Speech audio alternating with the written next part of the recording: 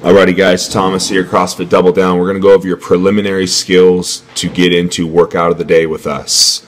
We are going to start with the back squat. The back squat is going to be taken from the rack in the high bar position, which is resting on the shoulders and just right there at your neck. As you squat the bar, keep your chest tall. You don't want to fall over with your chest and upper body. Keep your knees going out, keep your back flat, push your butt back and down, keeping everything nice and tight. Walk the bar all the way in, drop into the rack, boom. Next is your front squat. Front squat, we're going to lift the elbows up nice and high, getting underneath that bar in the front rack position where the bar is resting on the shoulders and pretty much pushed into that throat. Use your fingertips, push the bar into your throat, lifting the elbows up in the squat. Same rules apply in the squat. Knees out, flat back, don't let the chest drop. Keep the knees going over the toes, not going so much forward. Rack the bar fully, drop. Next is going to be your overhead squat. Rack your bar and walk back about 6 to 10 feet. Move your hands outside of the neural mark so you got a nice overhead grip. Get your stance ready and rack jerk it. Get the bar set up nice and stable. Feel as though you're spreading the bar apart with your hands and almost bending the bar in half to create a lot of shoulder stabilization. Push the knees out, send the butt back, keep the back flat, nice and connected, and that is your overhead squat. Back rack the bar, walk it back in, rack it, move on. Next is going to be your shoulder press. Shoulder press is taken from the front rack just like the front squat. However, you're going to keep a good grip on the bar. Keep the elbows out in front of you. Keep that bar resting on your chest so you're not burning a bunch of energy. Step back about 6 to 10 feet so you got plenty of room to get rid of the bar. No legs, guys. Keep your stomach nice and tight. Six pack. Keep your butt tucked underneath you. You almost want to think of a hollow body position. Drive that bar up. Get your head out of the way. Put your head back through your arms as you get that bar through your head. And that helps you get a little bit stronger and finish that extension. Get your bar in the front rack, walk it in fully, move on. Next is going to be your push press, like the shoulder press, but now you get to use a little bit of your legs. The dip drive function of the push press makes the bar have a bit of free energy to it where you can finish the extension with the arms with a little bit easier momentum, meaning easier load. So with the momentum created from the legs, you're going to finish pushing with the arms. Get the head back, push, get the head through, finish, show control. Notice how when I receive the bar, I bend a little bit to cushion the knees and shoulders. Push jerk. It is the easiest form of going from shoulder to overhead because of the dip drive re-dip lockout function. So like the push press, you're going to dip drive, then re-dip and lock out on the bottom. There it is, and then finish. So again, dip drive, re-dip lock out, finish on the extension. Absorb it on the bottom. Dip drive, re-dip, lock out. Finish. It's the push jerk, ladies and gentlemen. Next will be our deadlift. The deadlift is very, very, very functional because it starts many of our lifts. We are going to start with the vertical shin. Lean back in the heel. Stand up through the heel like you're pushing the floor down with your feet.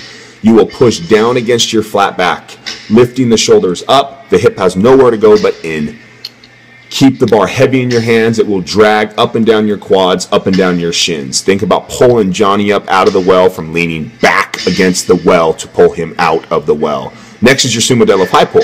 Same deadlift, but your feet are wider. Your hands are narrow in the center of the bar. You will thrust the hip in from the deadlift, creating free momentum, thus driving the bar upward with the high elbows and the high pull. Next is the kettlebell swing. The kettlebell swing is going to start with a small swing to create momentum, and then just use the momentum and have a little bit of lift to finish the kettlebell in the American position, which is overhead, ear through the bicep. Flat back, use the ground, push through the floor with your heels, scrub speed to stop your kettlebell swing. Don't just drop them. Handstand push-ups, guys. Kick up to the wall nice and stacked. Your shoulders, hip, and heels should always be in line when handstand push-upping. You really don't want to let the chest bleed out and give up a bunch of energy. Stay nice and tight. Think of a hollow body position when doing handstand push-ups. Toes to bar. This first rep is a no rep. I don't want to hear anything about it. But for good reps to count, you got to have your heels get behind the bars. Touch both toes to the top bar. Get both heels behind the lateral bars. Toes to bar. Connecting them can be a lot of fun. We'll talk about that later. Next is your power clean. Like your deadlift, sit back against the heel, have a nice vertical shin, jump the bar up into the front rack, finishing it in a mild front squat. You want the elbows in front of the torso. The higher the elbows in the catch of the clean, the more secure you will have the bar in your front rack. Next will be the hang clean. Instead of taking the bar from the ground, now we just deadlift it and keep it in the hang position. All the rules to the power clean abide in that you want to jump the bar up, keep the elbows out in front of you in that front rack position once you catch it. However, you don't have to go back down on the ground because it's just a hang clean from the hang position. Now we're going power squat clean. So from the ground, full clean, full extension, but you must hit a full depth squat when receiving the bar. It's not an option. You must reach a full depth squat, even if you got to write it down like I am in this demonstration.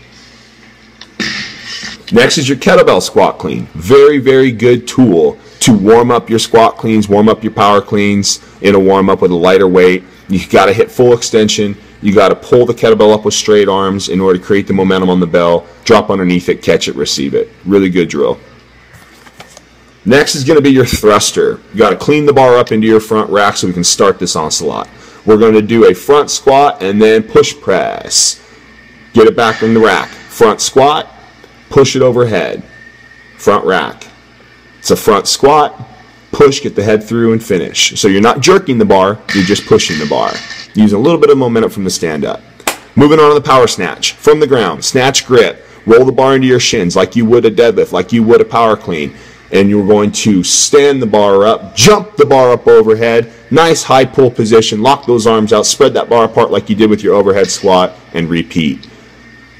Power snatch from the ground. Hang snatch, just like the hang clean, but now we're going to go from the hang, or sorry, just like the power snatch, but from the hang position. Nice. Rip the bar up overhead. We're going to send the butt back, dip, snap, drive, finish the bar up overhead, hang snatch. Next will be your power squat snatch. Like the power squat clean, you have to get full extension and you have to hit depth in your squat even if you write it down. The power squat snatch. You can hear how I'm really jumping and landing by placing my feet on the ground as quickly as possible in the squat I want to stand that bar up with. Not easy, guys.